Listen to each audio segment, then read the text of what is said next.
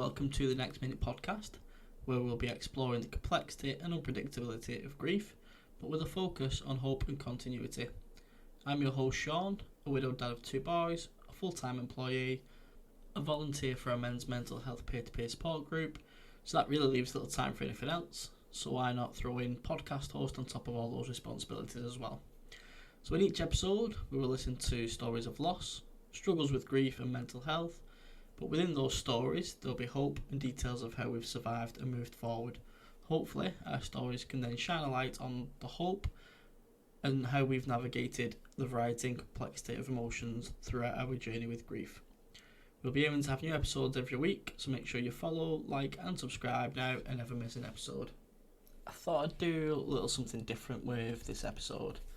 So we're still obviously going to do the blogs, walk through it, but in previous episodes I've sort of read through them first, then kind of written down what I want to say or what was, I was feeling at that moment. This episode I'm going to do something a little different. I'm going to kind of read it live to you guys. Obviously it's going to be recorded, but I'm going to read it as I'm recording it, just so that comes across. I think what I'm hoping to deliver is the rawness and the emotions that sort of come. So the blog today is called Together at Last. If you're following along, like I said, on the blogs, you can follow it through on WordPress. So if you search for Chronicles of a Super Average Dad, you can find the link on our Facebook page as well. This one sort of starts off talking about that I wanted to talk at Taylor's funeral. I've actually just come back from an event for Andy's Man Club that we was doing tonight. It was hosted by Current Support Events, and before I left I got chatting to another widow, and we talked about that we both spoke at the funeral. We don't know how we did it, we got through it. We didn't think we could, but just something about it, we did it. At this moment in time in the blog, I decided that I wanted to speak, but I wasn't sure what I wanted to say. I knew I didn't want it to be a eulogy. I didn't want it to come across as, that she was gone. Because in my mind and in my heart, she was still very much there. So I kind of talk about that. I wanted to tell people more about our home life, something that few really got to see. And I just didn't know how to kind of get that across at the time. And I'm not, to be honest, I'm not sure if I did during the speech at the service. I think I gave a couple of anecdotes that were kind of special to us, and I've already talked about a couple of them in the podcast, like the basically making her watch the elephants poo, for lack of a better term, on our first date, and a couple of stories like that, just to show people who Taylor was to me and who she was as a wife and a mum. So that's kind of how it starts off, and I was struggling to write something that got that across, but I was determined and I knew that I was going to speak at the service. So Monday the 20th, which was when I wrote the blog, I posted it about 5 days later, which was common, mainly because I didn't want to deal with the comments at the time.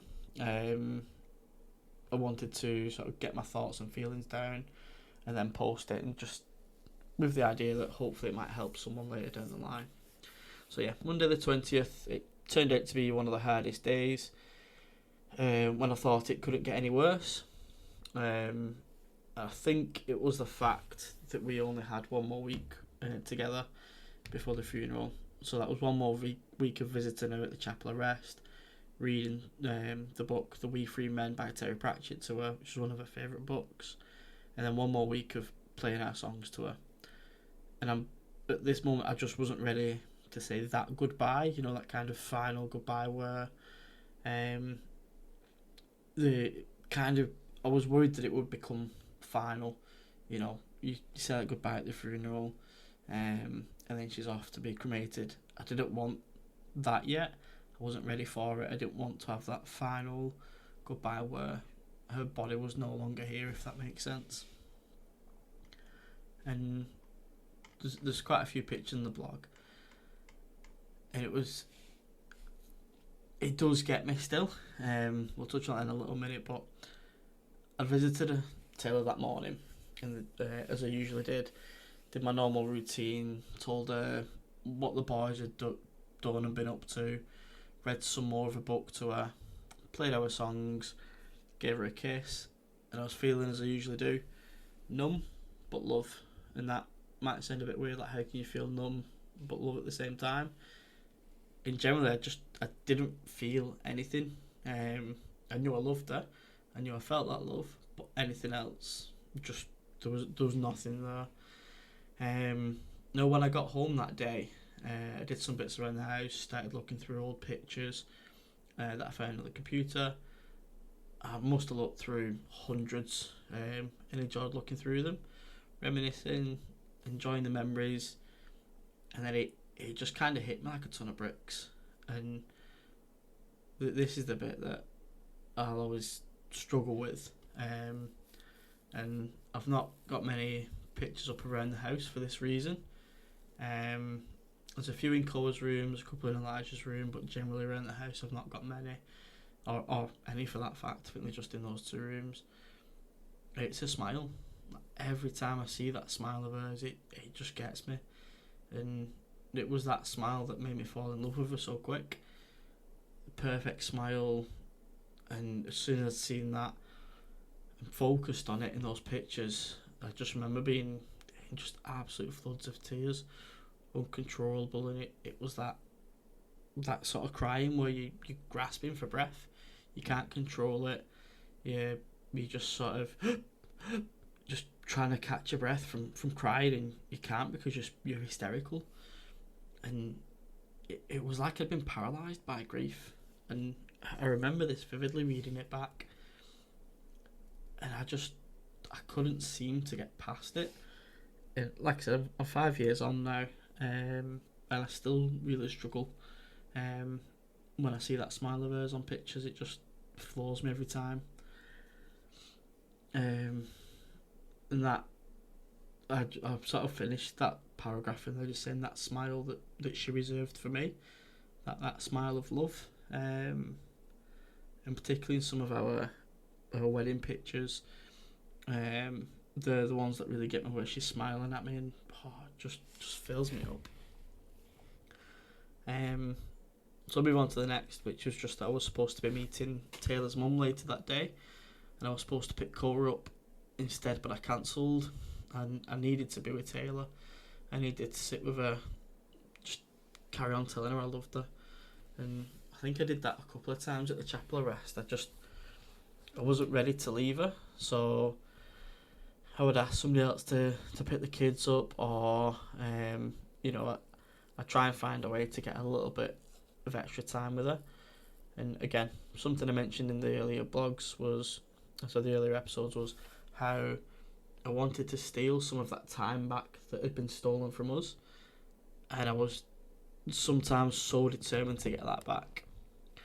And for years, Taylor was my escape from any sort of stuff that I was going through, any pain I was experiencing. I could talk with her, and she was brilliant at that.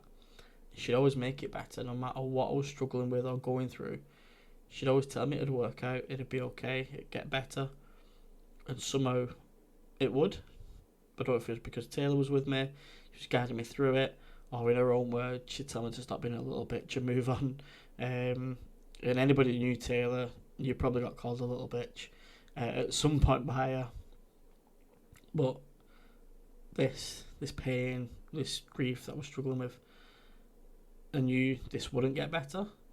How could it? And I kind of wrote this as I just hope it gets less shit, and I just needed to be with her. And I was referring back to that grief box that I mentioned, I think it was in the first episode, where you've got the box, you've got your trigger button, your grief button, and you've got that ball bouncing around. Randomly, at some point, that ball is going to hit the trigger. It doesn't matter what time it is, what you're going through, what you're doing that day. Sometimes it'll just hit it, and it'll take you out like a ton of bricks. You'll just feel it, and it'll be like going back to day one. Other times, it'll be more predictable. your grief button's going to be bigger around anniversaries, birthdays, certain events, and it's more likely to get hit, and that's exactly what it felt like, and that's how I see grief. So I just didn't feel like it was going to get any better at that point.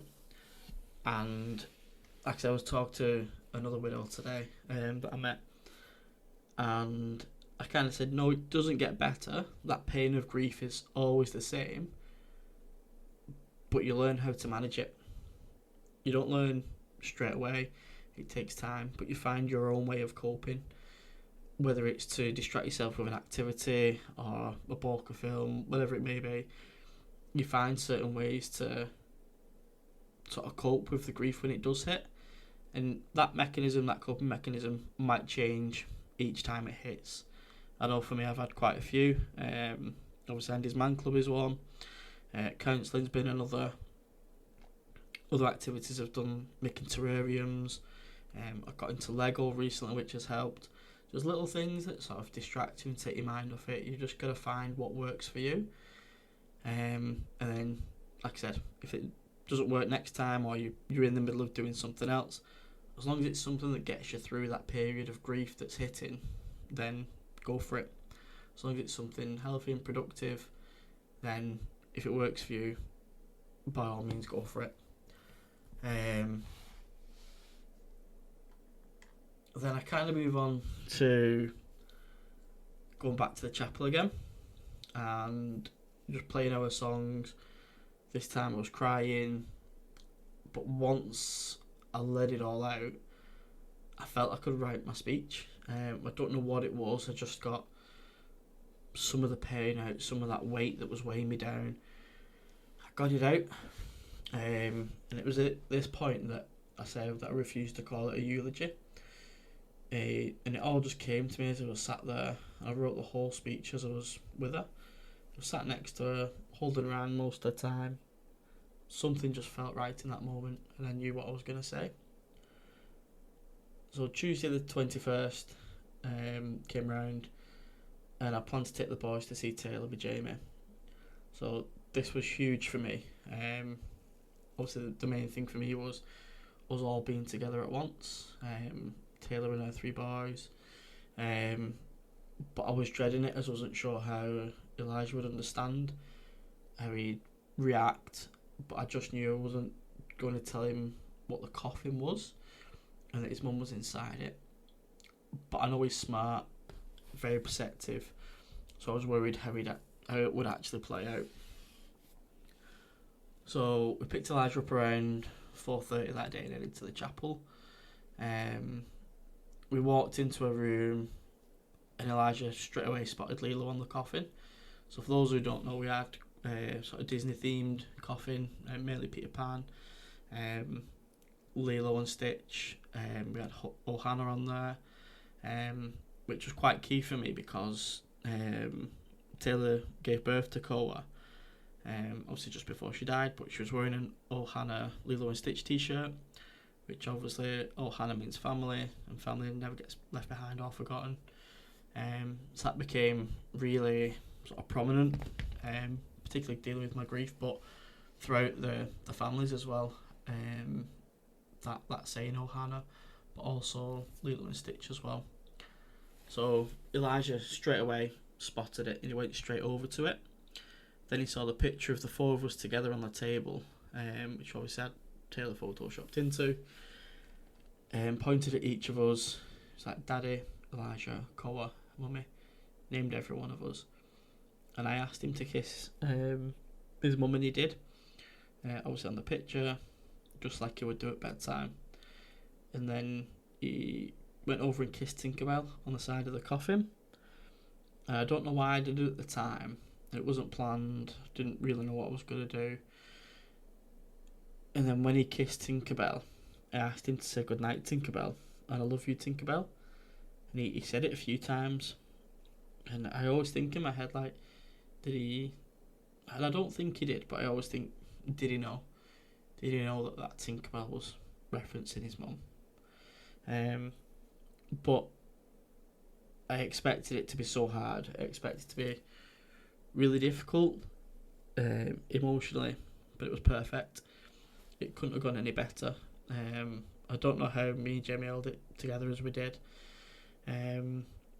but yeah, it just felt right, and having Jamie there was really special for me. Just someone who sort of got me through like the last 5 years. So when we'd sort of done that, it felt like a weight had been lifted. I felt like I'd been comforted, that we were together as a family, finally. Even if it was just that one time, we were finally together, and nobody can take that away. And that was kind of the end of that blog. And like I said, there's quite a few pictures on there, but the last one, the four of us were, I've got older both kids, got my arms around Elijah, obviously holding Koa, Elijah's looking down at Koa, and we've always had Taylor photoshopped in, and it looks so real, the way she's looking down at Koa on the pitch. Like, if I hadn't have told anyone, you'd have never guessed that it was photoshopped. And it's as hard as it is seeing it, because physically we were never together as a family of four. In that moment, and even actually reading this back and looking back through it, I actually feel like I can say we were together as a family as a four. And just reading this back and going through it and reliving it, that's something that 5 years is just, I feel like I've wiped that bit out, and I'm now saying that we have been together as a family of four. That's actually just going through this now has actually brought me quite a bit of peace and comfort. So kind of sticking with the theme of giving a raw and uncut episode, if you like, we'll move into the sort of final questions. So as you know, towards the end of an episode, I'll be asking sort of the same questions, just to try and leave us on a bit of a lighter note. So the first question is, what, if anything, surprised you with the process of grieving? This kind of came up today actually when I was speaking to the lady at the event, and we both kind of said the same, that you just sort of natural reaction is, because when you find out your husband or your wife has died, you tend to be the one who's then telling others, which then naturally you start to support them. So rather than you initially, having a shoulder to cry on, you end up being the shoulder that others are crying on. And like I said, it's quite natural at the time, because you're breaking that news to someone. Obviously they're going to react, so then you naturally go into that mode of, right, let's support you. And we both kind of said that was kind of like our normal. Obviously more people were finding out, and the more people that found out, of course they would check on us. I personally had a ton of support, but in terms of being that person, that shoulder to cry on, I felt initially we were the ones supporting others. Like I said, that's not to say that I wasn't also crying on somebody else's shoulder, but initially that first reaction was to support others. And I kind of talked about this as well earlier on this evening, that you kind of neglect yourself in terms of that support. So because you're focusing on others, you want to help others through that journey of grief. Particularly for us, we focused on our children. I know that was kind of what drove me, was making sure they were okay. But then that had that detrimental effect on me, because I wasn't looking after myself. I neglected my own kind of self-care, wasn't looking after myself, at times I wasn't cleaning my teeth, I wasn't getting a shower, would hardly get out of bed unless it was an absolute necessity. So for instance, getting the kids to nursery, or to whoever was looking after them, or going to see Taylor in the chapel arrest. There was certain points where I just wouldn't look after myself whatsoever. And And it kind of comes back to that old, you're on an aeroplane and the oxygen masks come down. You put yours on first, so then you can help others. And that's really what we should do. I don't think it's natural. I think our natural sort of response is to help others. But I think we need to change that and make sure that we focus on ourselves so that we can then be a better support for others. Obviously, there's no sort of natural way of prioritising yourself over others. But I think that's kind of where I particularly fell down. I completely neglected myself, which then meant I wasn't in the right mindset, the right frame of mind, the right... I wasn't being a good dad because I wasn't looking after myself. And because I wasn't doing that, I was tired, I was exhausted, I was snappy. I wasn't doing what I needed to, like I said, to get through that next minute and just to survive, really. The next question is, when you think of them, what's the first thing that comes to mind? Now, obviously from this episode, it's got to be her smile. She had the best smile, and I still can't look at pictures for that reason, which I mentioned earlier, but I just miss that smile. And I felt like she always had a smile that was just for me. And I know I kind of still that sounds because, someone's smile is the smile, but I always felt like there was a certain smile that she gave that was just for me, and I'll never forget that. I'll always cherish it. But yeah, man, her smile was just the absolute best.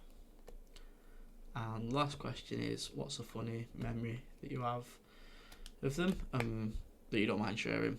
So this one, I don't know why this has come to mind, but it has to be, particularly when we went to the Trafford Centre or somewhere busy and there was people who slow down or stop walking, rather than moving past or stopping, Taylor would just swipe the heels. She would just stick her foot out, she'd swipe it across. Or I remember this one particular time, someone had like one of them little rolling suitcases. It wasn't the large one, it was like quite a small one, and somebody just stopped walking in front of us and they were sort of trailing this little suitcase behind, and like I said, rather than stopping or moving around it, she just absolutely boots this suitcase flying.